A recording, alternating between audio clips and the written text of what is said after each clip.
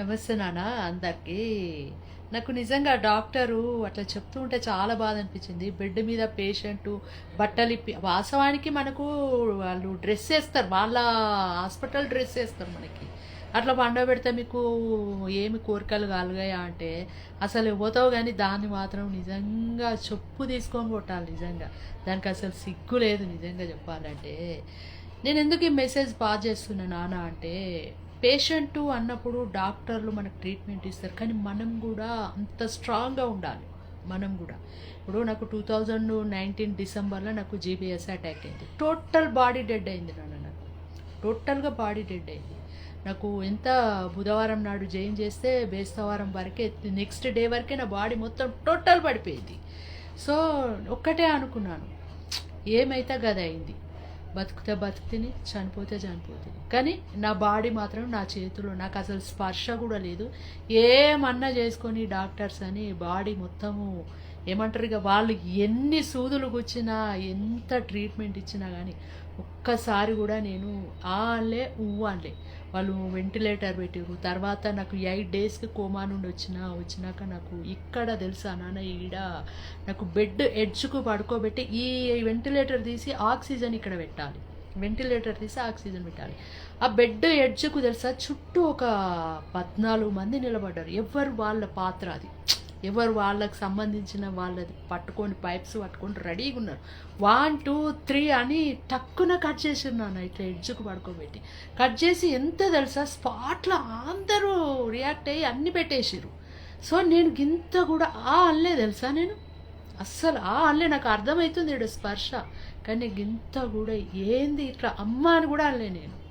So అప్పుడు డాక్టర్లు మళ్ళా ఈ వార్డు కాదు ఇంకో నెక్స్ట్ నేను ఎన్ఐసీయూలో ఉన్నా. ఐసీయూలో ఉన్న పిల్లలు అందరూ వచ్చిర్రు. అందరు వచ్చి చాలామంది నా చుట్టూ నిలబడి అసలు మీకు మేము ఫ్యాన్స్ అయినామండి, మీ గురించే మాట్లాడుతున్నారు అంతా.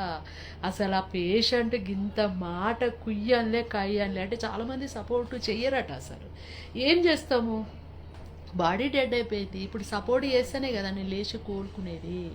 కానీ 8 డేస్కి మాత్రం నిజంగా నేను కోమా నుండి బయటకు వచ్చిన ఎంత తొందరగా రికవర్ అయినా. ఏషియన్ వ్యాబ్రేషన్లో కూడా నేను 20 డేస్ ఉన్నా. అక్కడ కూడా అంతే. అక్కడ మేడము లక్ష్మి మేడము శివ అనే అబ్బాయి అయితే అందరూ ఎంత బాగా చూసుకున్నారంటే అంత మంచిగుంటారు. స్టాఫ్ అయినా డాక్టర్స్ అయినా. అంతేగాని కామమో పడుతుందా అనే పిచ్చిముండా ఎట్లా మాట్లాడినవే నువ్వు అది.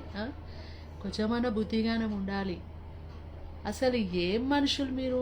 ఇవాళ చూడండి నాన్న, నేను ఇది ఏంటంటే ఏమంటారు దీన్ని, ఏమో ఈ బోను మధ్యలో అది గుజ్జు అనేది బయటకు వచ్చి మొత్తం గట్టిగా అయ్యి ఇక్కడ నాకు ఒక బోను లెక్క తయారైంది. సో అందుకని ఇలా సర్జరీ చేయించుకున్నా. ఆ బెడ్ మీద నేను పడుకోబెట్టగానే వాళ్ళు బీపీ అవన్నీ పెట్టి ఇక నేను అనుకున్నాను ఇక నేను మెంటల్గా స్ట్రాంగ్గా కావాలి, లేకపోతే ఇక్కడ బీపీ రేజ్ అవుతుంది, అక్కడ సపోర్ట్ ఉంటుంది అని చెప్పేసి అని నేను అనుకున్నా.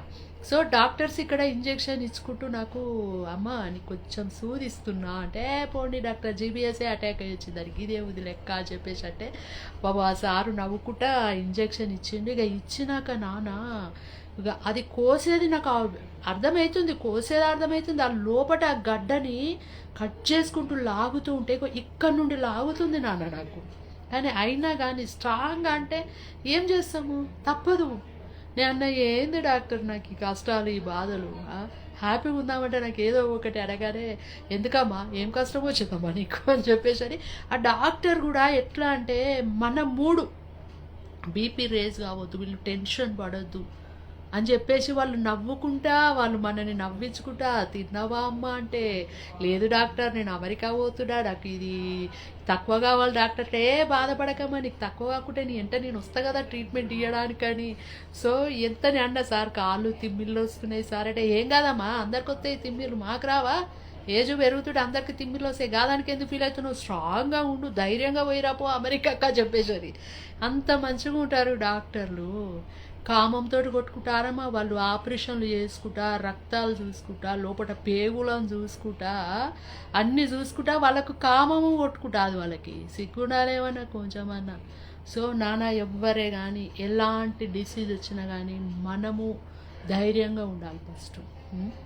అరే చెల్తా అనుకోవాలి. నా కేర్ హాస్పిటల్ ఒక డాక్టర్ వచ్చి నా పక్క కూర్చొని అన్నుండే, ఈ మా కేర్ హాస్పిటల్లోని ఇది ఫస్ట్ కేసు అమ్మా, మిరాకిల్ కేసు మీది, ఎవ్వరు కూడా ఇంత తొందరగా రికవర్ కాలేదు, ఇంత సపోర్ట్ ఎవ్వరు ఇవ్వలేదంటే, మరి సపోర్ట్ ఇస్తేనే కదా మనం లేచి కూర్చునేది. మా వాళ్ళు కూడా అందరు అదే అనేది, మా యారాలకి ఎంతైనా శారదక్క నువ్వు మాత్రం పోరాడినవక్క, నిజంగా ఎంత మొండిగా పోరాడినవక్క అంటే పోరాడినావు మరి అట్లనే. నిజంగా ఏషియన్ వైబ్రేషన్లో కూడా ఆమె డాక్టర్ తీసుకుపోయి నాకు అంటే మాకు థెరపీ ఇస్తుంటారు కదా, లేచి నిలబడతావా అమ్మ అంటే ఓకే అన్న, లేదు నిలబడతా, మీరు నన్ను సపోర్ట్ ఇవ్వండి నాకని లేచి నిలబడ్డా. తెలుసా వాళ్ళు షాక్ అయిపోయారు.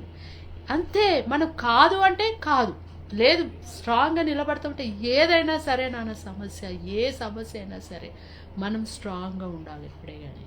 ముఖ్యంగా డాక్టర్స్ అందరికీ పేరు పేరున మీ అందరికీ నమస్కారం. నిజంగా సార్ ఎవరితో పిచ్చి కుక్క మాట్లాడిందని ఎవరు ఫీల్ కావద్దు. డాక్టర్స్ అంటే దేవుళ్ళతో సమానము. మొత్తము నాకు తెలిసి మన అందరికీ జవాన్లు, రైతులు, డాక్టర్స్ ఈ ముగ్గురే మనకు మెయిన్ ఇంపార్టెంట్ దేశానికి.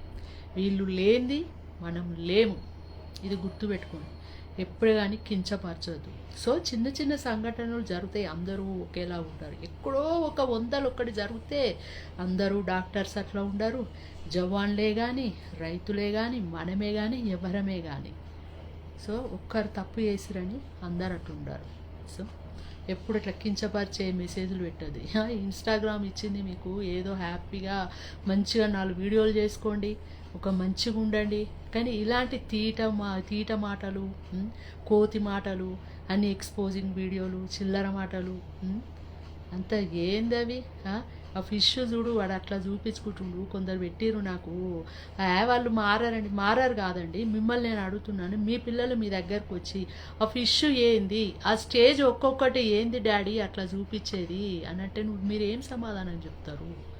తెలియని పిల్లలు, చిన్న పిల్లలు ఉన్నారు సోషల్ మీడియాలో, వాళ్ళందరికీ ఏం సమాధానం చెప్తాం అడిగితే? చెప్పండి మీరు. ఆడపిల్లలైనా మగపిల్లలైనా చిన్నపిల్లలు, వాళ్ళకి ఏమెరక ఏంటిది అది, ఆ ఫిష్ ఏంది అదేందని. ఎవరో జబర్దస్త్ ఆమె చెప్పిందట కదా, ఆమె చెప్పిందట, ఒక ఆయన పెట్టిండు, అందుకని ఆమె చెప్పిందని వీళ్ళు ఇట్లా చేసిరంటే చెప్పేటోడు 100 చెప్తాడు, చేసేటోడు కూడా సిగ్గుశరం ఉండాలి కదా. నువ్వు పెట్టిన కామెంట్కి చెప్తున్నానా, వాళ్ళకేదో బుద్ధి జ్ఞానం లేక, ఆలోచన లేక